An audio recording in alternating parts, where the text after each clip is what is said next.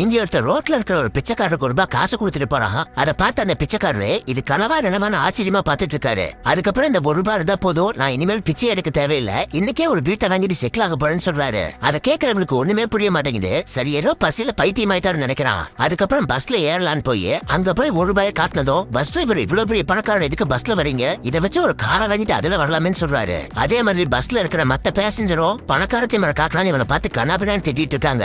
அப்ப இவனுக்கு எதுவும் புரியாம பஸ் விட்டு கீழே இறங்கிடுறான். அதுக்கப்புறம் அங்க இருந்து ஏடிஎம்ல போய் ₹100 பணத்தை வித்ரா பண்ணலான்னு பார்த்தா அவ்வளவு பெரிய அமௌண்ட் ஏடிஎம்ல வராது, டைரக்டா பேங்க்குக்கு போங்கன்னு போட்டுருக்கு. சரின்னு பேங்க்குக்கு போனா அங்க ஒரு பெரிய கியூ நிக்குது. அப்ப இவ கையில இருந்த ₹100 காசு தெரியாம கீழே விழுந்துருது. அத பேங்க்ல வேலை செய்யற ஒரு லேடி பார்த்துட்டு இவ்வளவு காசு வச்சிருக்கு, நீங்க எதுக்கு கியூல நிக்கிறீங்கன்னு கேக்குறாங்க. அப்பதான் இவன் ₹300 காசு எடுக்கிறதுக்காக வந்தேன்னு சொல்றான். அதை கேட்டது அவங்களே ஒரு நிமிஷம் ஆடி போயிடுறாங்க. சோ உடனே இவனை பத்திரமா ஒரு இடத்துல உட்கார வச்சுட்டு மேனேஜரை கூட்டிட்டு வரேன்னு சொல்லிட்டு போறாங்க.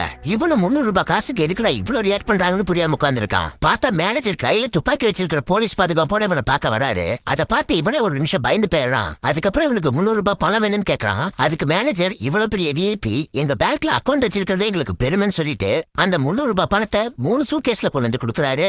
ஆக்சுவலா இதுக்கு முன்னாடி என்னாச்சுன்னா இவன் கொஞ்ச நேரத்துக்கு முன்னாடி மயக்கம் போட்டு கீழே விழுந்துடுறான். அந்த கேப்ல இந்த உலகமே தலைகீழா மாறிடுது. அப்படி மாறினதுல இருந்து இந்த உலகத்துல பணத்தோட மதிப்பு 99.99% குறைஞ்சிருது. சோ இப்போ ₹1 காசு இருந்தா டபுள் பெட்ரூம் பிளாட் வாங்கலாம், ₹5 இருந்தா ஒரு ரோல்ஸ் ரைஸ் காரை வாங்கிடலாம். கடைசியில் இவனுக்கு அந்த விஷயம் தெரிஞ்சிருது. சோ அந்த ₹300 பணத்தை சேஃபா வீட்டுக்கு எடுத்துட்டு போயிடலாம். இந்த மாதிரி உண்மையாவே இந்த உலகம் மாறிச்சுன்னா எத்தனை பேர் எத்தனை ரோல்ஸ் ரைஸ் காரை வாங்குவீங்க?